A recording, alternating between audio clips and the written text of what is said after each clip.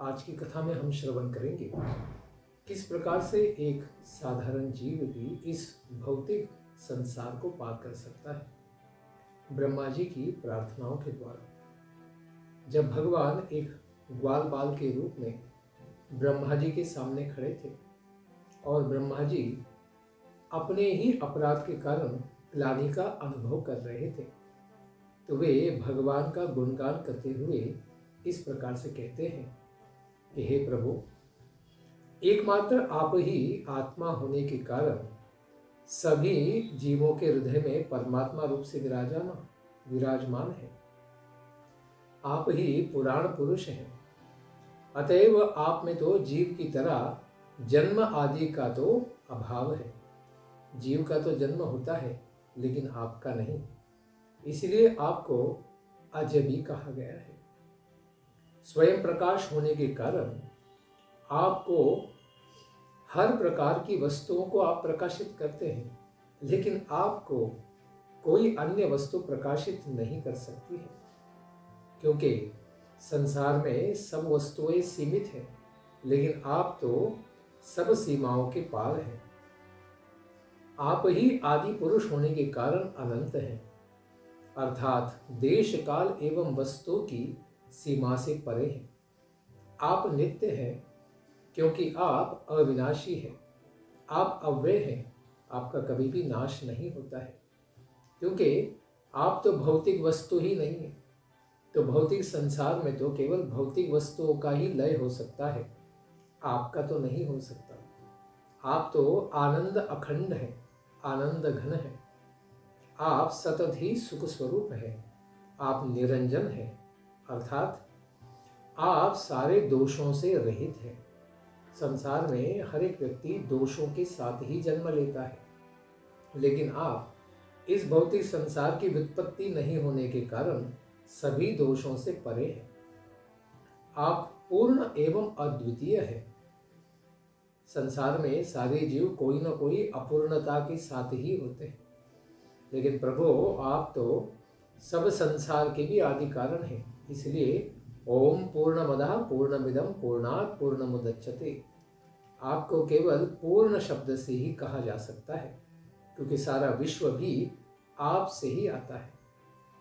आप अद्वितीय हैं, क्योंकि आपके जैसा संसार में कोई भी नहीं। जैसे ईशोपनिषद में भी कहा गया है, असम ऊर्ध्वा, भगवान के सम भी कुछ नहीं है और ऊर्ध्व उनसे श्रेष्ठ भी कुछ नहीं होता है। आप सभी उपाधियों से मुक्त हैं, क्योंकि शिव जी भी ब्रह्मा जी के पुत्र के रूप में आ जाते हैं और ब्रह्मा भी भगवान आपके पुत्र हैं। इस प्रकार से सब लोग तो उपाधियों को पाते हैं, लेकिन आपकी न कोई माता न कोई पिता है। आपको कोई जन्म भी कैसे दे सकता है? आप तो केवल लीला करने के लिए स्वयं प्रकट होते हैं। इसलिए हे प्रभु, आप सारी उपाधियों से सर्वथा मुक्त होने के कारण अमृत है, क्योंकि जिसने भी शरीर की उपाधि पाई है उसे मृत्यु को प्राप्त करना पड़ता है, लेकिन आपने किसी शरीर को पाया ही नहीं, इसलिए आप अमृत हैं। और आपके संपर्क में आने वाले जीव भी अमृत हो जाते हैं, मृत्यु को पार कर जाते हैं। ऐसे आप अमृतमय भगवान को भला इस संसार में कौन जान सकता है? कहते हैं कि गुरु रूपी सूर्य से तत्वज्ञान रूपी सुंदर नेत्र को प्राप्त करके जो लोग इस प्रकार के आपको अपनी आत्मा तथा समों की आत्मा के रूप में जो लोग देखते हैं, वे लोग ही केवल इस मिथ्या भौतिक संसार को पार कर जाते हैं। क्योंकि यह संसार कैसा है? 3 गुणों में बद्ध है, लेकिन इस संसार को सही स्थिति में जानने वाले लोग हैं आपके भक्त, जो इस संसार में गुरु पद को, सद्गुरु पद को प्राप्त होते हैं। वे तत्वदर्शी लोग ही केवल क्या करते हैं? ज्ञान के अंजन को हमारी आंखों पर लगाने से फिर हम इस संसार को यथास्थिति यथारूप देख पाते हैं और आपको भी समझ पाते हैं, और आपके भजन के द्वारा उनके आदेशों को पालन करते हुए इस संसार को पार कर सकते हैं। गुरु के बिना कोई भी इस संसार से पार नहीं हो सकता, क्योंकि अज्ञानी को जब तक ज्ञानी व्यक्ति ज्ञान प्रदान नहीं करेगा तब तक वह अज्ञान संसार सागर में ही लौटता रहेगा।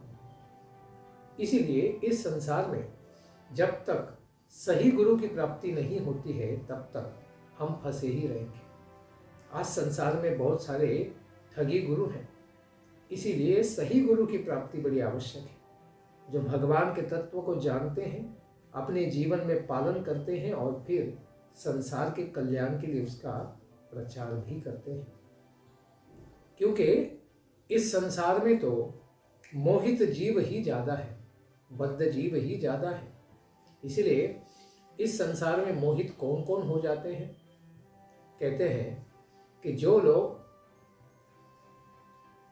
आत्मा को नहीं जानते हैं या फिर बुद्धि के द्वारा आत्मा का अन्वेषण नहीं करते हैं या बुद्धि के द्वारा परमात्मा को नहीं खोजते हैं या फिर आत्मा परमात्मा से ही आती है, इस प्रकार के तथ्य को नहीं जानते हैं, ऐसे बद्ध जीव ही अज्ञान के कारण संपूर्ण प्रपंच की उत्पत्ति का उन्हें भ्रम हो जाता है कि यह संसार कहाँ से आया। कोई कहता है बिग बैंग से आया है, कोई कहता है शून्य से आया है। इस प्रकार से मन घड़न सारे यहाँ पर वाद फैलाए गए हैं। किंतु इस संसार में जब सही दिव्य ज्ञान होगा कि आत्मा परमात्मा से आती है और परमात्मा से ही जगत आता है, और इस जगत में मिथ्या अहंकार के कारण आत्मा भ्रमित सी हो जाती है, इस तथ्य को जानने पर ही उसी तरह से इस संसार का आत्यंतिक लय हो जाता है। जिस तरह रस्सी को अंधेरे में देखने पर सर्प का जो भ्रम हो जाता है, उस भ्रम का नाश हो जाता है। क्योंकि जब ज्ञान रूपी वहां पर दिया जलाएंगे तो फिर हमें दिख जाएगा कि यहाँ पर सर्प नहीं है, यहाँ पर तो रस्सी है। उसी प्रकार से जीव यह समझ जाएगा, जो शरीर को ही आत्मा मानता है, यह आसुरिक भाव वह त्याग देगा, क्योंकि उसे पता चलेगा शरीर आत्मा नहीं है, लेकिन शरीर में आत्मा होती है। तो इस संसार में जो अज्ञान है वह अज्ञान क्या है?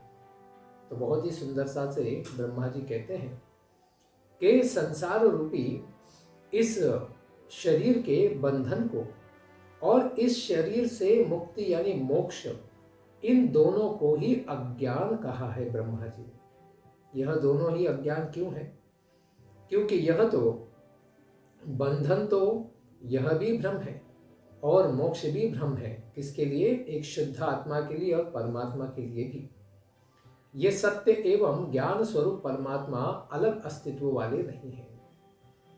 जिस तरह सूर्य में यानी सूर्य ग्रह पर अगर हम चले जाएं तो वहां पर न रात होती है न दिन होता है, वहां तो केवल प्रकाश ही प्रकाश होता है, वहां रात्रि का कोई अस्तित्व ही नहीं होता है। उसी तरह पर आध्यात्मिक विचार करने पर अखंड चित्त स्वरूप केवल शुद्ध आत्मा और परमात्मा, इन तत्वों का अगर विचार करें तो इनमें न बंधन होता है, तो बंधन ही नहीं तो मोक्ष का प्रश्न ही नहीं आता है। इस प्रकार से भगवान में न कोई बंधन होता है न कोई मुक्ति की अपेक्षा होती है।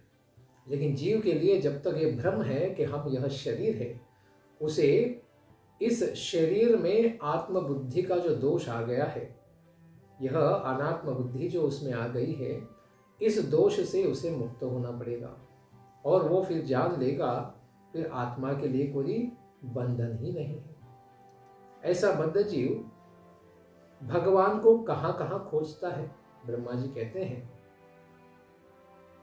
आप परमात्मा को आत्मा से सर्वथा भिन्न मानकर, क्योंकि आत्मा ही परमात्मा से आती है, इस प्रकार का ज्ञान न होने पर फिर इस शरीर में ही आत्मा की बुद्धि हो जाती है, लेकिन शरीर में किसी भी प्रकार का आनंद नहीं मिलता है, अनेक प्रकार के रोग हो जाते हैं और क्या क्या समस्याएं आती हैं, मानसिक रोग भी आ जाते हैं।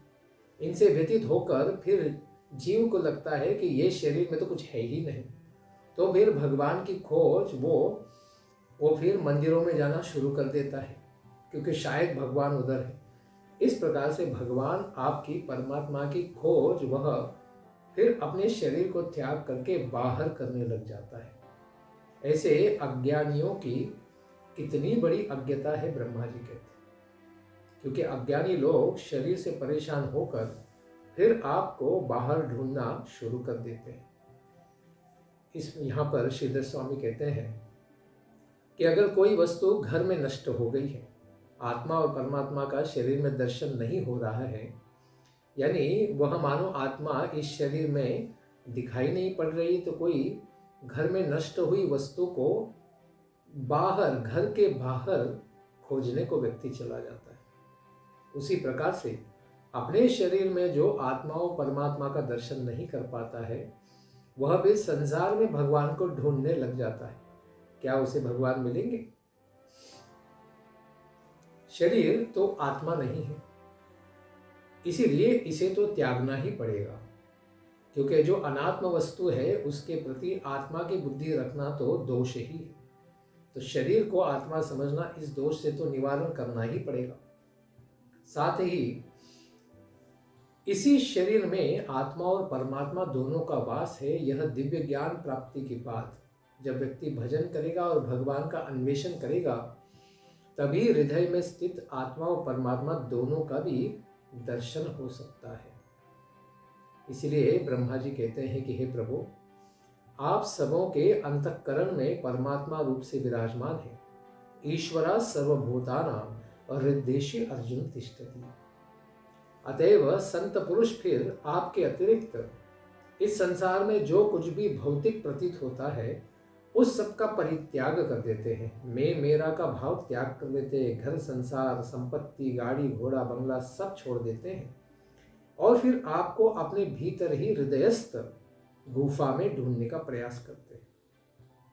यद्यपि पहले उदाहरण में बताया गया था उस प्रकार से रस्सी में सर्प नहीं है, फिर भी उस प्रतीयमान सर्प को मिथ्या निश्चय किए बिना कि यह शरीर आत्मा नहीं है, इसको निश्चित रूप से समझे बिना भी पुरुष सत्य रस्सी को किस प्रकार से जान पाएगा? पहले पृथकता से यह समझना भी पड़ेगा कि शरीर क्या है, आत्मा क्या है। आत्मा आध्यात्मिक है, शरीर भौतिक है। तो आत्मा शरीर नहीं है। तो शरीर को पहले सांख्य योग की दृष्टि से इस प्रकार से आत्मा से भिन्न जानना पड़ेगा। आत्मा के स्वरूप को, लक्षणों को समझना पड़ेगा। फिर उस विधि के द्वारा, मंथन विधि के द्वारा जब हम भगवान का अन्वेषण करेंगे, तब हम भगवान को हृदय में स्थित दर्शन कर सकते हैं। ऐसे भगवान आपको फिर कौन जान सकता है? तो ब्रह्मा जी कहते हैं, अथापि ते देव पदाम्बुजत्वय प्रसादलेशानुगृहीत एव हि जानाति तत्त्वं भगवन्महिम्नो न चान्य एकोऽपि चिरं विचिन्वन्। हे भक्तों के हृदय को प्रकाशित करने वाले स्वामी प्रभु, वो भक्त आपके दोनों चरणों के प्रसाद लेश के द्वारा अनुग्रहित हो जाते हैं, आपकी कृपा को प्राप्त करते हैं। केवल वे भक्त ही आपकी महिमा और स्वरूप को जान पाते हैं, दूसरा कोई नहीं जान पाता है। इसके अतिरिक्त कोई ज्ञान का साधन ले, वैराग्य का साधन ले या योग का भी साधन ले और दीर्घ काल तक बड़ा चिंतन करे, फिर भी आपके स्वरूप को कभी जान नहीं पाएगा। यदि कोई कहे कि मुक्ति प्राप्ति तो केवल ज्ञान से ही होती है, बीच में आप इस भक्ति को क्यों ला रहे हैं? भक्ति की क्या आवश्यकता है? ज्ञान से ही मोक्ष पा जाओ। तो कहते हैं कि यद्यपि ज्ञान को हस्त प्राप्त के समान कहा गया है, तथापि भक्तों के हृदय में स्फुरित होने वाले हे प्रभु, भगवान स्वयं गीता में भी कहते हैं, भास्वता, मैं हृदय में क्या करता हूँ? ज्ञान का प्रकाश करता हूँ। ऐसे भगवान जो हृदय को प्रकाशित करने वाले हैं, खास करके अपने भक्त को, वे आपके दोनों चरणों में से किसी अंश की भी कृपा लेश से भी अनुग्रहित ऐसे पुरुष आपकी महिमा के तत्वों को जानते हैं। मनुष्यानाम सहस्रेषु मनुष्याणाम सहस्रेषु कश्चिद यतति सिद्धे यततामपि सिद्धानां कश्चिन माम वेत्ति तत्वतः। इसीलिए हजारों में, लाखों में, करोड़ों में कोई एक व्यक्ति होता है जो भगवान को तत्वतः जान पाता है। अथवा हे भगवान, आपकी महिमा के तत्व को वे लोग जान पाते हैं केवल आपकी कृपा से। आपके चरणों के कृपा प्रसाद से रहित कोई भी पुरुष आपका कितने भी दीर्घ काल तक अन्वेषण करे फिर भी आपकी प्राप्ति नहीं कर पाता है। अगर भगवान कहें चलो तुमने बहुत सारी प्रार्थनाएं की तो तुम्हारे ऊपर हम प्रसन्न हैं, चलो क्या आशीर्वाद मांगते हो ब्रह्मा जी? तो कहते हैं हे नाथ, मेरा यही परम सौभाग्य होगा कि इस जन्म में या फिर दूसरे जन्म में या कोई पशु पक्षियों की योनि को भी प्राप्त करके किसी भी जन्म में, अभी नहीं तो कई और जन्म में, आपके किसी भी एक भी भक्त का मैं दास बनकर आपके चरण कमलों की सेवा कर सकूं। प्रत्यक्ष सेवा की मांग तो कर ही नहीं रहे। कहते हैं कि आपके भक्तों का मैं दास बन गया तो भी मेरे लिए काफी है। आपके भक्तों की सेवा करके मैं आपकी परिपूर्ण सेवा प्राप्त कर पाऊंगा। प्रत्यक्ष सेवा करने जाऊंगा तब भी कोई अपराध कर दूंगा। इसलिए ब्रह्मा जी सावधानी से कहते हैं कि मैं आपके भक्तों का भक्त बनना चाहता हूँ, क्योंकि भगवान को अपने भक्त से अधिक प्रिय अपने भगवान भक्त का भक्त जो है, जो भगवान के भक्त की सेवा में लगा है, उन पर अधिक कृपा करते हैं। इसीलिए यही सौभाग्य की अपेक्षा करते हैं।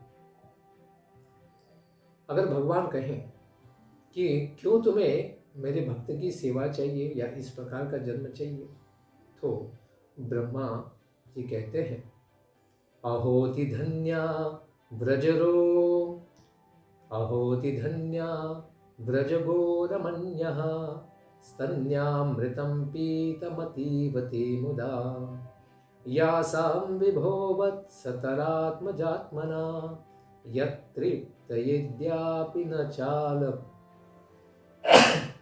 मध्वरः। कहते हैं कि हे प्रभु, अहो हे ब्रज की गौएं और रमणियां, ये सब तो अत्यंत ही धन्य है, जिन सबों के छोटे छोटे बछड़े और पुत्र बनकर आप स्वयं उन सबों के स्तन का पान करते हैं, स्तनों से निकले हुए दुग्धामृत का पान करते हैं। कैसे बड़ी प्रसन्नता के साथ, और आप तृप्त हो जाते हैं। उसी आपको सृष्टि के प्रारंभ से हम लोग, हमारे द्वारा किए जाने वाले बड़े बड़े यज्ञ हैं, उन यज्ञों में अनंत घी की आहुति देने पर भी आप उतने तृप्त नहीं हुए हैं जितने कि आप अपने भक्तों के स्तनों से दुग्ध को प्राप्त करके या फिर अपने गोप बालकों के शीकों से निकालकर उनके झूठन को ही खाकर। इसीलिए हम में इस प्रकार से आपको प्रसन्न करने के सामर्थ्य का अभाव ही हम देखते हैं। देवता आदि के भी जन्म से जिस किसी भी योनि में भक्ति संपन्न रूप से जन्म होना श्रेष्ठ है। इस बात को ब्रह्मा जी उत्सुकता पूर्वक कहते हैं कि व्रज की गायें और गोपियां भी बड़ी धन्य हैं, क्योंकि उन सबों के बछड़े और पुत्रों के रूप आपने स्वयं धारण किए और उन सब के स्तनों से प्रत्यक्ष दूध को आपने पिया है। जिस आपको आज तक किए गए हमारे यज्ञों के द्वारा हम तो तृप्त नहीं कर पाए, लेकिन वही आप उन गौ माताएं और गोपियों के स्तन से निकले दुग्धामृत को पीकर बड़े तृप्त हो गए हैं। तो भगवान कहेंगे, अरे ब्रह्मा जी, तुम भी मेरे भक्तों का गुणगान कर रहे हो, तुम तो इन्हें केवल छोटे बालक समझ रहे हो और तुम इनको चोरी भी करना चाह रहे थे, तो क्या भाग्य है इन मेरे ब्रजवासियों का। ऐसा भगवान कहें तो ब्रह्मा जी कहते हैं, अहो भाग्यम नंद गोप व्रजौकसाम यन्मित्रं परमानंदम पूर्णम ब्रह्म सनातनम। नंदगोप के व्रज में रहने वालों का अत्यंत सराहनीय भाग्य है। इनसे सौभाग्यशाली और कोई नहीं, ब्रह्मा भी नहीं, शिव जी भी नहीं। क्यों? क्योंकि उन लोगों के मित्र परमानंद स्वरूप परिपूर्ण भगवान सनातन ब्रह्म श्री कृष्ण ही है। आप उनके बन चुके हैं, अभी संसार में उन्हें और अधिक क्या पाना है, और अधिक भाग्य क्या हो सकता है। और ब्रह्मा जी कहते हैं और हमारा भी भाग्य है, लेकिन फिर भी इन ब्रजवासियों की तुलना में तो हमारा भाग्य कुछ भी नहीं। कहते हैं कि हे अच्युत, इन ब्रजवासियों के सौभाग्य की महिमा तो अलग से ही हम कह सकते हैं, लेकिन इन ब्रजवासियों के एकादश इंद्रियों के अधिष्ठात्री देवता, क्योंकि सारे इंद्रियों के ऊपर एक एक देवता का आधिपत्य है, तो इन देवताओं के रूप में हम सब जो रहने वाले देवता हैं, जैसे शिव जी अहंकार के देवता है, ब्रह्मा जी बुद्धि की देवता है, इस प्रकार से जो 11 देवता हैं वे भी धन्य हैं कि इन सबों की, यानी इन ब्रजवासियों की इंद्रियों के रूपी प्यालों से अमृत से भी मीठा और किसी मदिरा से भी अधिक मादक आपके दिव्य चरण कमलों के मकरंद का पान हम बारंबार अप्रत्यक्ष रूप से किया करते हैं, क्योंकि प्रत्यक्ष रूप से तो केवल आपके भक्त ही कर पा रहे। तो अभी बुद्धि के द्वारा कोई भगवान को समझने का प्रयास कर रहा है, तो ब्रह्मा जी भी उसका अंश का अनुभव तो कर ही रहे, लेकिन कहने का अभिप्राय है कि एक एक इंद्रियों के अभिमानी हम सब देवता हैं। अब आपको कीर्ति, सौंदर्य, सौभाग्य इनका सेवन करते हैं तो केवल एक इंद्रिय से आस्वादन करने पर हम कृतकृत्य हो जाते हैं। जैसे एक आंख पर सूर्य है तो एक आंख पर चंद्रमा विराजमान है। वे भी ब्रजवासियों के भगवान के दर्शन का एक इंद्रिय से लाभ तो ले ही रहे हैं।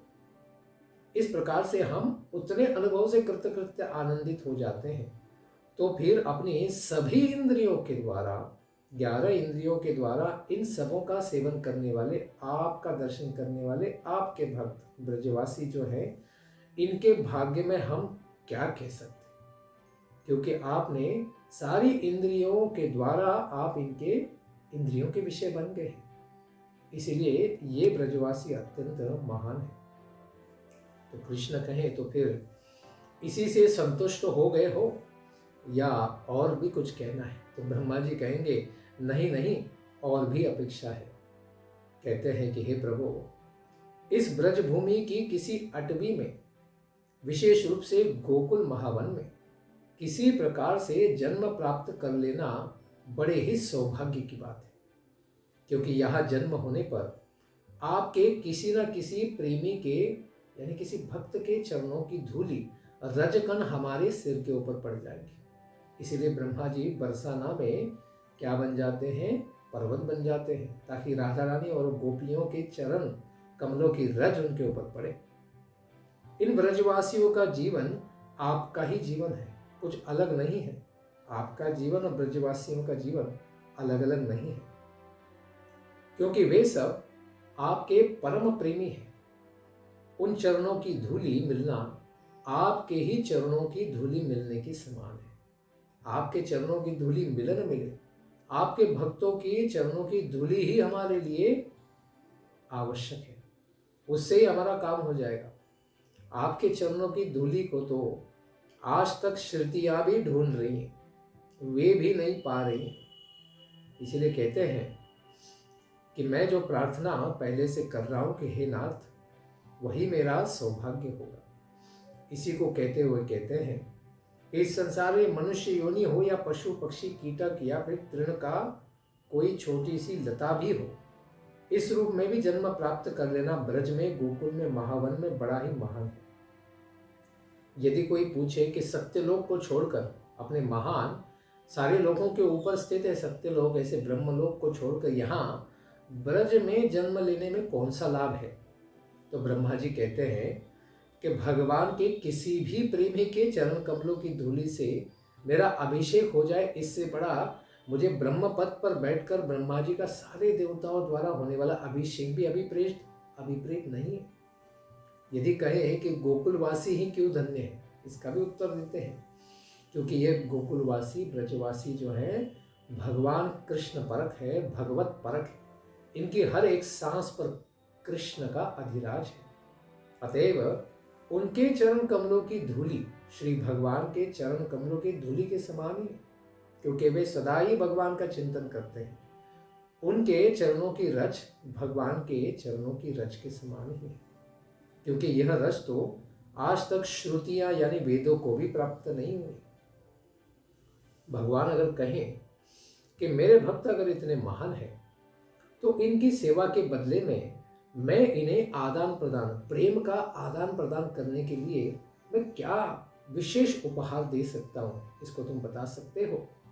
तो ब्रह्मा जी कहते हैं, भगवान बहुत बड़ा मजाक कर रहे हैं आप। हे देवताओं के भी आराध्य देव, देव देव जगतपते भगवान, इन ब्रजवासियों को आप इनकी सेवा के बदले में क्या फल देंगे? सभी फलों के फलस्वरूप आपसे बढ़कर दूसरा कोई भी फल नहीं हो सकता है। संसार में क्या क्या मांगा जा सकता है? तो संसार में जो भी भौतिक है वही तो चीजें मांगी जा सकती हैं। लेकिन जब अगर कोई जान जाएगा कि इस संसार का मालिक ही भगवान आप स्वयं हैं, तो अगर वो आपको ही मांग ले तो आपसे श्रेष्ठ और वस्तु ही क्या हो सकती है? इस तरह से सोचकर मेरा चित्त तो मोहित हो रहा है। आप इन लोगों को अपना स्वरूप भी प्रदान करके उनका नहीं हो सकते हैं, क्योंकि आपके स्वरूप को तो वह पूतना जैसी राक्षसी भी, जो बड़े खल भाव से लेकिन ब्रजवासी का शरीर धारण करके आई थी, मानो कोई आपकी भक्त हो। इस प्रकार वह पूतना अपने संबंधियों अगासुर हो या बकासुर जैसे उसके भाई हो, इन सबके साथ ही आपको उन्होंने प्राप्त कर लिया अपने आध्यात्मिक धाम में।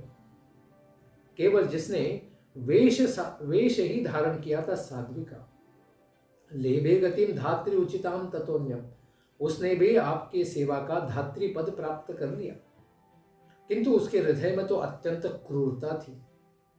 जिघाम से या पाए यदप्य साध्वी, बाहर से साध्वी दिख रही थी, अंदर से अत्यंत क्रूर थी, हलाहल विष को अपने स्तन पे लाई थी। जिन लोगों ने अपना गृह, धन, सुरित, अपना सारा परिवार, पुत्र, प्राण भी और मन भी सब कुछ आपके चरणों में समर्पित कर दिया है, ऐसे आपके ब्रजवासी जन, इन ब्रजवासियों को भी उसी फल को प्रदान करके क्या आप उऋण हो सकते हैं? यह तो आप असुरों को दे रहे हैं, मुक्ति का दान दे रहे हैं, स्वयं की सेवा का दान दे रहे हैं, भगवत धाम भेज रहे हैं। यह सब आप अपने सब कुछ समर्पित करने वाले भक्तों को देंगे तो क्या आप इससे उऋण हो पाएंगे? तो ब्रह्मा जी कहते हैं नहीं हो पाएंगे। इसीलिए कहते हैं कि हे कृष्ण, हे श्याम सुंदर, हे प्रभु, इस संसार में व्यक्ति कब तक फंसा रहता है? राग इत्यादि, राग द्वेष मद मोह मत्सर जो भी है, ये तब तक ही संसार में चोरों के समान मनुष्यों के सर्वस्व को लूटते रहते हैं। यह गृह, कारागृह, कैद खाने के समान ही रहता है तथा राग इत्यादि दोनों पैरों की बेड़ियां बने रहते हैं, जब तक कि मनुष्य आपका भक्त नहीं बन जाता है। जब तक भगवान का समर्पित कोई भक्त नहीं बनता है, तभी तक घर, परिवार, प्राण इत्यादि सारे बंधन के कारण रहते हैं, संसार में फंसा रहता है व्यक्ति। यदि आप कहें कि जिन लोगों में राग आदि दोष हैं, उनके बारे में तो चलो कहा जा सकता है कि उनको ये सब दान दिए जा सकते हैं, लेकिन जिन लोगों में ये सब दान, ये सब राग आदि दोष नहीं है, ऐसे जो सन्यासी गण हैं, उनके लिए भी क्या मुझसे बढ़कर कोई दूसरा फल नहीं है? तो इन ब्रजवासियों के लिए मेरी प्राप्ति कैसे पर्याप्त नहीं होगी? मुझे पाकर ये संपूर्ण संतुष्ट तो हो ही जाएंगे। इस पर ब्रह्मा जी कहते हैं कि भगवान कृष्ण, राग आदि तब तक ही चोर का काम करते हैं कि मनुष्य तथा गृह कैद खाने में काम करता है, एवं मोह पैरों की श्रृंखला यानी बेड़ियां बन जाती है। कब तक? जब तक कि लोग आपके भक्त नहीं बन जाते। आपके भक्तों का आप में होने वाला राग, जो अटैचमेंट है, आसक्ति है, वह इस संसार के सारे बंधनों को काटने वाली है। सन्यासियों के द्वारा किए जाने वाला भजन जो है, आपसे अधिक नहीं है। हे प्रभु, इस संसार में, इस प्रपंच में आपके लिए तो कोई कार्य नहीं है। न तस्य कार्यम करणम च विद्यते, आपके लिए कोई कर्तव्य नहीं है। फिर भी केवल अपने प्रपन्न शरणागत जीव भक्तों के समूहों को केवल आनंद प्रदान करने के लिए आप इस भूलोक में विश्व के समान ही अपनी लीला का विस्तार करते हुए प्रकट होते हैं। अगर भगवान कहे कि क्या अब तुम मुझे जान गए हो, तुम तो कहते थे कि मुझे जानना बड़ा कठिन है, लेकिन क्या अब तुम मुझे जान गए हो? तो ब्रह्मा जी कहते हैं कि जो लोग आपको जानते हैं वे लोग जानते रहे, किंतु हे प्रभु, आपका ऐश्वर्य मेरे मन, शरीर तथा वाणी और बुद्धि का विषय नहीं बन सकता है। अतएव जो लोग कहते हैं कि मैंने परमात्मा को जान लिया, मैंने ब्रज श्याम सुंदर को जान लिया, यह उनका केवल भ्रम मात्र ही हो सकता है। क्योंकि हे भगवान, मेरा पूरा शरीर यानी बुद्धि से ही बना है। ऐसे व्यक्ति के लिए भी आप दुर्स्नेह हैं। मैं नहीं जान सकता आपको, तो संसार में सब जीवों को तो मैंने ही बनाया है, वे लोग आपको कैसे जान जाएंगे? इसीलिए आपको कोई नहीं जान सकता है। क्या ब्रह्मा जी अपनी प्रार्थनाओं से फिर भगवान को रिझा पाएंगे? इतनी सुंदर प्रार्थनाएं की है? नहीं। इसीलिए कहते हैं, हे सच्चिदानंद स्वरूप भगवान कृष्ण, आप सबके साक्षी हैं, सबके हृदय में बैठे हैं, सबके कार्यों को, मनोभाव, विचारों को आप देख रहे हैं, आप सब कुछ जानते हैं। त्वाम माम अनुजानी ही, आप मुझे प्रतिक्षण जानते हैं। मैं अभी क्या कह रहा हूं, आगे भी क्या कहूंगा, आप जानते हैं। आप मुझको स्वीकार कीजिए, मैं आपका दास हूं, बस। और मुझे अपने लोक में जाने के लिए आप आज्ञा दीजिए। यह जगत आप में ही स्थित है, क्योंकि आपने यशोदा को दिखाया कि उसके मुख के अंदर ब्रज था, उसके अंदर कृष्ण था, उसके मुख के अंदर और एक ब्रज था, और उसके मुख के अंदर भी एक यशोदा थी। इसलिए सारा जगत तो आप में ही है। आप ही इस संपूर्ण जगत के स्वामी हैं। ब्रह्मा जी को मैं जगत का स्वामी हूं, इस प्रकार का अगर कोई अहंकार था तो ऐसे अभिमान का भी पूर्ण रूप से परित्याग करते हैं और कहते हैं कि अनुजानी है। भगवान, आप मेरी मूर्ता को जानते हैं, आप अपनी महिमा तथा हम संसारियों के ज्ञान बल आदि को आप भली भांति जानते हैं, क्योंकि आप तो सर्ववेत्ता हैं। मैं यही जानता हूं कि आप मेरे और जगत के दोनों के स्वामी हैं। अतएव आपकी ममता का विषयभूत यह शरीर रूपी जगत आप पर ही स्थित है, इसलिए पुनः नमस्कार करते हैं। अपने सौंदर्य माधुर्य से सब, खास करके ब्रजवासियों के मन को आप अपनी ओर आकृष्ट कर लेते हैं।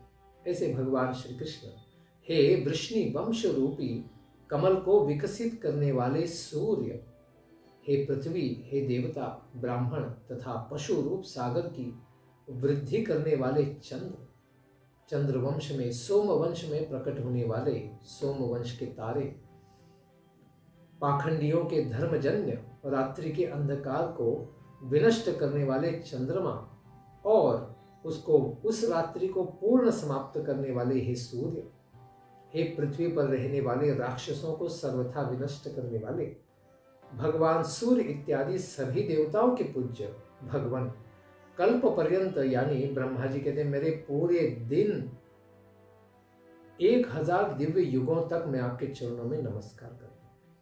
क्योंकि रात्रि में मैं भी भ्रमित होकर सो जाऊंगा, इसीलिए रात्रि की बात नहीं कहते। इसीलिए उस तमोगुण से बचे हुए पूरे दिन में मैं आपको 1000 कल्प पर्यंत नमस्कार करता हूं। हे भगवान, इसलिए सूर्य की भी उपमा दी थी, लेकिन सूर्य के द्वारा भी तो भगवान यानी आदित्यों के द्वारा भी तो पूजे जाते हैं, और आदित्यों में भी सर्वश्रेष्ठ वामन रूप से आप प्रकट होते हैं। भले ही आप उपेंद्र हैं, इंद्र से छोटे भाई बनकर आ जाते हैं, लेकिन सारे आदित्यों में श्रेष्ठ हैं। अदिति के पुत्रों में आप महान हैं। ऐसे भगवान को सूर्य कहना भी ठीक नहीं है, इसीलिए कहते हैं कि हे प्रभु, जो सूर्य इत्यादि के द्वारा भी पूजित हैं, सूर्य के भी सूर्य हैं आप, इसीलिए आपको कल्प पर्यंत में नमस्कार करता हूं। इस पर सुखदेव जी कहते हैं, जगत के रचयिता ब्रह्मा जी इस प्रकार से सुंदर मनोरम स्तुति करते हैं, और भगवान दिव्य बाल श्याम सुंदर की, जो अभी गोपाल है, इनकी 3 परिक्रमा करते हैं और भगवान के चरण कमलों में पुनः नमस्कार करके फिर अपने हंस के ऊपर बैठकर अपने धाम सत्यलोक चले जाते हैं। इसके पश्चात भगवान ब्रह्मा जी को आज्ञा प्रदान करते हैं, क्योंकि उन्होंने प्रदक्षिणा की और केवल नेत्रों के द्वारा ही अनुज्ञाप्य, केवल नेत्रों के द्वारा ही सहमति देते कि निकल लो, क्योंकि मुझे ब्रज में लीलाएं करनी है और तुम मेरा समय ले रहे हो, इसलिए मेरे ग्वाल बाल मेरी प्रतीक्षा कर रहे होंगे, इसलिए तुम अभी यहाँ से निकल सकते हो। इस प्रकार से ब्रह्मा जी को आज्ञा दी और अपने सामने ही विद्यमान बछड़ों को पहले के ही समान, 1 वर्ष पहले के समान अपने सखाओं के साथ, जो अभी उन्होंने पुनः प्राप्त कर लिए हैं, क्योंकि जब ब्रह्मा जी बछड़ों को और बच्चों को चोरी करने आए थे तभी भगवान ने उनको छुपा दिया था। और फिर भगवान ने माया से बनाए हुए बछड़े और गोप बालों को चुराया था। उस समय में भगवान विस्तारित होकर अभी वो प्रकाश तो भगवान ने समाप्त कर दिया था, और ब्रह्मा जी को पता भी नहीं कि उन्होंने लाए हुए बछड़े और गोप बालक वे भी क्या है, भगवान की माया से बने थे। इसलिए भगवान ने फिर ब्रह्मा जी जाने के पश्चात सारे गोप बालक और बछड़े जो सही रूप में भगवान के ही आश्रित थे, उन सबको वापस प्रकट किया। उन्हीं सखाओं के साथ श्री यमुना जी के तट पर उन सबको ले आते हैं। श्री सुखदेव जी कहते हैं कि राजन परीक्षित, अपने प्राण वल्लभ भगवान श्री कृष्ण के बिना 1 वर्ष का समय बीत जाने पर भी समों की अंतरात्मा भगवान श्री कृष्ण की योग माया से मोहित होने के कारण ही भले ही 1 वर्ष का समय बीत गया था, लेकिन ग्वाल बालों को लगा कि भगवान श्री कृष्ण को गए हुए, क्योंकि बछड़ों को ढूंढने गए थे, केवल आधे क्षण मात्र का ही समय बीता है। इस प्रकार से भगवान ने अपनी माया शक्ति से इतनी बड़ी लीला रचित कर दी, घटित कर दी, फिर भी यह लीला ग्वाल बालकों और बछड़ों को पता नहीं हुई। यह भगवान की विशेष लीला शक्ति है। कैसी है इस माया की शक्ति? जिस माया से मोहित होकर संसार में शास्त्रों तथा आचार्यों के द्वारा बारंबार उपदेश दिया जाता है कि हम शरीर नहीं, हम आत्मा है, और आत्मा परमात्मा से आती है, और भगवान कृष्ण ही कृष्णस्तु भगवान स्वयं है। यह बारंबार दिन रात उपदेश देने पर भी अपनी आत्मा तक को इस संसार में बद्धजीव भूल जाते हैं। यह संपूर्ण जगत क्या है, उन्हीं भगवान की माया से मोहित है। ऐसे मोहित अंतःकरण वाले मनुष्य इस जगत में क्या नहीं भूल जाते, सब कुछ भूल जाते हैं। इसीलिए कहते हैं कि भगवान श्री कृष्ण को देखते ही सभी ग्वाल बालों ने बड़ी उतावली से कहा, हे कृष्ण आओ इधर, हे गोपाल आओ इधर, स्वागतम ते, तुम्हारा स्वागत हो। अभी तक किसी ने भी एक ग्रास भी नहीं खाया है, तुम बछड़ों को ढूंढने के लिए पता नहीं कहाँ चले गए थे, आओ और अब हमारे साथ भोजन करो। उसके पश्चात भगवान श्री कृष्ण हंसते हैं। उन्हें पता है कि ग्वाल बालों को पता भी नहीं यहाँ क्या हो गया। इस प्रकार वे बालकों के साथ कहते हैं, अरे बड़ा, मैं आ गया, चलो साथ में भोजन करते हैं। और फिर वहां पर भोजन पाने के पश्चात कुछ समय खेलने के पश्चात वहां से गुजरते हुए उसी अजगर अघासुर के सूखे चमड़े को वे सब गोप बालकों को दिखाते हैं, इसे देख लो। क्यों? क्योंकि ब्रज में जब वापस लौटोगे तो सबको बताना है, क्योंकि 1 वर्ष तो बीत गया था। 1 वर्ष पहले अघासुर को भगवान ने मारा था, लेकिन फिर भी ब्रज में किसी को भी अघासुर मारने की घटना को भगवान ने नहीं बताया था।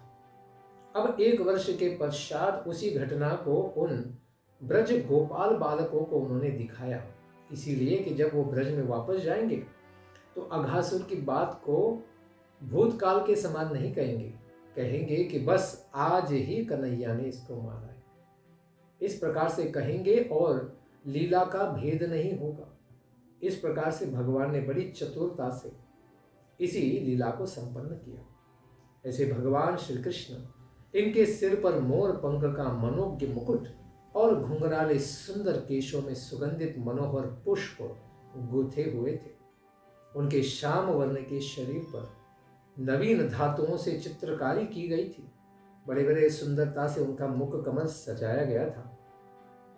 मार्ग में चलते हुए वे कभी ऊंचे स्वर से बंसी बजाकर सबको आकर्षित करते, तो कभी पतों को और कभी सींगी को बजाते थे। उनके पीछे चलने वाले ग्वाल बाल उनकी भवान असी पावन कीर्ति के गाने गीत गाते थे।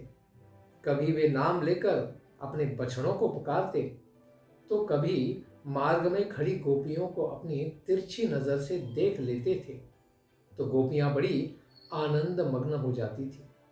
इस तरह भगवान श्री कृष्ण गोष्ठ में प्रवेश करते हैं। आज इन यशोदा नंदन भगवान श्री कृष्ण ने बहुत बड़े को सर्प को मार दिया। नाम था अघासुर, शायद कंस ने ही भेजा होगा, और उससे इन्होंने हम सब ग्वाल बालों को, बछड़ों को बचा लिया। इस प्रकार से ग्वाल बालों ने ब्रज में जाते ही माता पिता सबको बताया। तो राजा परीक्षित कहते हैं कि हे भगवान, हे ब्राह्मण, दूसरे की संतान थे भगवान श्री कृष्ण। उनके घर में तो जन्म नहीं लिया था, यशोदा से लिया था। तो फिर ऐसे ब्रजवासियों का इन पर इतना प्रेम कैसे हो गया? इतना प्रेम तो पहले उनको अपने पुत्रों पर भी नहीं था। इसका कारण कृपा करके आप मुझे बताइए। तो सुखदेव गोस्वामी कहते हैं, सर्वेषाम अभिभूतानां नृप स्वात्मैव वल्लभा। संसार सागर के सभी प्राणी तो अपनी आत्मा से ही सर्वाधिक प्रेम करते हैं। आत्मा व्यतिरिक्त तो कोई पुत्र हो, धन हो या किसी को भी जो भी प्रेम करने लायक वस्तुएं हैं, वह इसीलिए उन सब वस्तुओं के प्रति भी थोड़ा प्रेम होता है, क्योंकि ये वस्तुएं अपनी आत्मा को प्रिय लगती हैं। अतएव हे राजेंद्र, सभी शरीरधारी इस संसार में जो जीव हैं, इन धारियों का अपनी आत्मा के प्रति जैसा प्रेम होता है, वैसा प्रेम उनको पुत्र, धन, संपत्ति या फिर गृह आदि में नहीं होता है। इसलिए भगवान को पाने मात्र की इच्छा से घर आदि को त्याग देना बड़ा सरल होता है।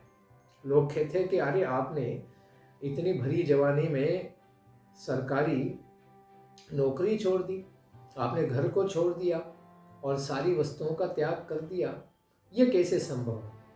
अरे जब संसार के सारे मालिक, सारे संसार के मालिक भगवान श्री कृष्ण के चरणों की आराधना की लोलुपता जब प्राप्त हो जाए, तो संसार तो मलवत है, विष्टावत है, इसे त्यागने में क्या कष्ट है? कुछ भी कष्ट नहीं, क्योंकि आत्मा की भी आत्मा भगवान ही है। ऐसे भगवान को पाने के लिए संसार की किसी भी वस्तु को एक ही क्षण में त्यागा जा सकता है, बिना कष्ट के। इस प्रकार से सुखदेव गोस्वामी ने जन्म लेते ही व्यासदेव जी को भी त्याग दिया था, जो सारे वेदों के जानकार हैं। इस प्रकार सुखदेव गोस्वामी ने कहा कि भगवान के लिए संसार में किसी भी वस्तु को त्यागा जा सकता है। इसी को बद्ध जीवों के बारे में समझाते हैं कि हे राजवर्य परीक्षित, देह को ही आत्मा मानने वाले पुरुषों को जितना अपना स्वयं के देह से प्रेम हो जाता है, उतना प्रेम उस शरीर के संबंधियों से नहीं होता। जितना लोग शरीर को प्रेम करते हैं, शरीर को ही जो आत्मा समझते हैं, वो अपने पुत्र आदि को नहीं करेंगे। जैसे कंस, जब उसे पता चला कि बड़े प्रेम से जिसका वहन कर रहा है शादी के पश्चात वही देवकी का 8वां गर्भ, उसका काल मृत्यु बनेगा, यह सुनने के पश्चात तुरंत उसने उसी देवती के बालों को पकड़ लिया और अपने खड़ग से जिसका रक्षण कर रहा था, उसी से उसका गर्दन काटने के लिए तैयार हो गया था। यही आसुरिक भाव है उन लोगों के हृदय में होता है जो इस शरीर को ही आत्मा मान जाते हैं। इसीलिए उनका न बहन, न भाई, न घर, गृह, किसी से भी उतना प्रेम नहीं होता है। इसलिए अगर हमें पता चल जाए कि ये शरीर आत्मा नहीं है और ये आत्मा भी परमात्मा की ही है, वही भगवान श्री कृष्ण है, इस प्रकार से समझने पर फिर व्यक्ति को उनमें इतना प्रेम हो जाएगा, अपना घर परिवार क्या है, अपना शरीर तक को त्यागने के लिए वह तैयार हो जाएगा। इस प्रकार जब मनुष्य आत्म तत्व का विचार करके यह जान लेता है कि शरीर आत्मा नहीं है, उसके पश्चात भी शरीर में जो ममता होती है वह आत्मा में होने वाली ममता के तुल्य नहीं होती, उससे कम ही होगी। यही कारण है कि शरीर के जीर्ण होने पर भी, वृद्ध होने पर भी जीने की बलवान आशा तो बनी ही रहती है, मरने के लिए कोई तैयार नहीं होता है, क्योंकि आत्मा अमर है, आत्मा कभी मरती नहीं है। इसलिए आत्मा के लिए मृत्यु का अनुभव या फिर बद्धावस्था में भी उस प्रकार का अनुभव तो केवल भ्रम ही होता है। इसलिए मृत्यु को कोई पाना नहीं चाहता। इसीलिए सभी शरीरधारियों को अपनी आत्मा सर्वाधिक प्रिय है। देहिनाम स्वात्मा प्रियतमः, प्रिय वस्तु में सर्वाधिक प्रिय है। यह संपूर्ण चराचरात्मक जगत आत्मा के ही लिए है। सारा संसार भगवान को प्रसन्न करने के लिए है। इसलिए उनकी सेवा में हर एक वस्तु को लगा देना ही हमारा स्वार्थ है और परमार्थ है। संपूर्ण आत्माओं की आत्मा इन भगवान श्री कृष्ण को ही आप जाने। गोविंदमादि पुरुषम तमहम भजामि, ऐसे भगवान को हम नमस्कार करते हैं जो सर्व कारण कारण है। वे भगवान श्री कृष्ण जगत को कल्याण करने के लिए अपनी दिव्य माया के द्वारा क्या करते हैं, इस संसार में सब जीवों की रचना करते हैं अपनी प्रसन्नता के लिए, और इनका कल्याण करने के लिए इस संसार में आते हैं। तो इस संसार में देहधारियों को लगता है कि हमने जैसे माया से शरीर पाया है, वैसे ही शायद भगवान ने भी माया से शरीर पाया है। नहीं, भगवान में कोई माया नहीं है, क्योंकि माया कभी भी भगवान को आवृत्त नहीं कर सकती, वो तो सेविका है। इसलिए हम माया से मोहित हैं, भगवान कभी भी माया से मोहित नहीं हो सकते हैं। शुभदेव गोस्वामी कहते हैं, तो भक्त की दृष्टि कैसे होनी चाहिए या कैसी होती है? तो जो लोग वस्तुतः भगवान श्री कृष्ण के वास्तविक स्वरूप को जानते हैं, उनके लिए यानी भक्तों के लिए इस जगत में जो कुछ भी है, चर अचर सारे पदार्थ हैं, वे सब कृष्ण का ही क्या है, अंश रूप है। इसी रूप से वे देखते हैं। इसीलिए भगवान श्री कृष्ण से भिन्न और कुछ भी इस संसार में वे दर्शन नहीं करते। अंडांतरस्थ परमाणु चयांतरस्थ, चराचर जगत में वे भगवान श्री कृष्ण को ही देखते हैं। इसलिए कभी भी भ्रमित नहीं होते हैं। भगवान के भक्त इस संसार से कैसे सरलता से, सुगमता से, सुलभता से पार हो जाते हैं, इसको कहते हैं शुभदेव गोस्वामी, समाश्रिता ये पदपल्लव प्लवम महत्पदम पुण्य यशो मुरारी भवाम्बुधिर्वत्स पदम परम पदम पदम पदम यद विपदाम नतीशाम।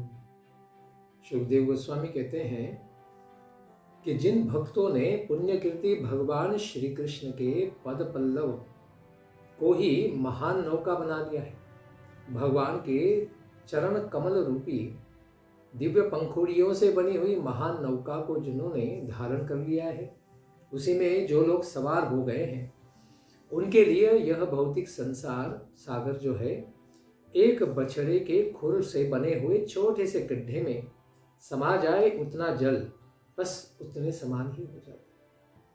उनके परम पद की वे सरलता से प्राप्ति करते हैं। किस प्रकार से? जैसे एक छोटा सा बालक होता है, वह खेल खेल में ही बछड़े के खुर से बने हुए जल से भरे हुए ऐसे गड्ढे को सरलता से पार कर जाता है। उसे तो पता भी नहीं चलता है कि हमने इस गड्ढे को कब पार कर दिया। उसी प्रकार से भगवान के भक्त जो नित्य निरंतर भगवान का नाम जप करते हैं, एकादशी का पालन करते हैं, श्रीमद् भागवतम का प्रतिदिन श्रवण करते हैं, भगवान के चरण कमलों का ही ध्यान करते हैं, उनके लिए विपत्तियों का घर यह संसार सागर नहीं रह जाता है। वह बड़ी सरलता से ही पार कर जाते हैं, केवल भगवान के चरणों का आश्रय प्राप्त करके। इस दिव्य कथा की फलश्रुति शुभदेव गोस्वामी कहते हैं ब्रह्मा जी के प्रार्थनाओं की, कि तुमने हे परीक्षित जो कुछ भी पूछा था उन सारी बातों को मैंने तुम्हें कह सुनाया है। इस प्रकार श्री हरि ने कौमार अवस्था में से तथा पौगंडा अवस्था में किए हुए कथाओं का मैंने वर्णन कर दिया है। इस प्रकार मुर नामक दैत्य को मारने वाले मुरारी भगवान श्री कृष्ण के पाप विनाशक इस दिव्य चरित्र को, श्री भगवान का शाद्वल भूमि पर भोजन करना, अपने भक्तों के साथ दिव्य लीला करना, इन सबको मैंने हितैषियों के साथ सुनने और कहने वाला यह मनुष्य अपने समस्त अर्थों को प्राप्त कर जाएगा। यह दिव्य फलश्रुति प्राप्त हो सकती है। इस कथा को कहने से, सुनने से, चिंतन करने से अपने सारे अखिल अर्थान इति, सारे आध्यात्मिक इच्छाओं को व्यक्ति परिपूर्ण कर सकता है भगवान की कृपा से। इस प्रकार की विशेष यह लीला है ब्रह्म विमोहन की लीला। परीक्षित, इस तरह भगवान श्री कृष्ण और बलराम जी क्या क्या खेल करते थे? आंख मिचौली, सेतु बंधन, बंदरों के समान उछलना कूदना, इसी के साथ कुमारावस्था के अनुरूप जो भी अनेक लीलाएं हैं, उन अनेक लीलाओं को संपादित करते हुए अपनी कुमार अवस्था को ब्रज में ही उन्होंने इसी प्रकार से बिताया। इस प्रकार से सुंदर लीलाओं को करते हुए भगवान ने और किन किन असुरों को मारा, इसका हम श्रवण करेंगे आने वाले सत्र में। धन्यवाद। ग्रंथराज श्रीमद् भागवतम की जय। विदाई गौर प्रेमानंदे हरि हरि बोल। जय जय श्री राधे श्याम। जय जय श्री वृंदावन धाम।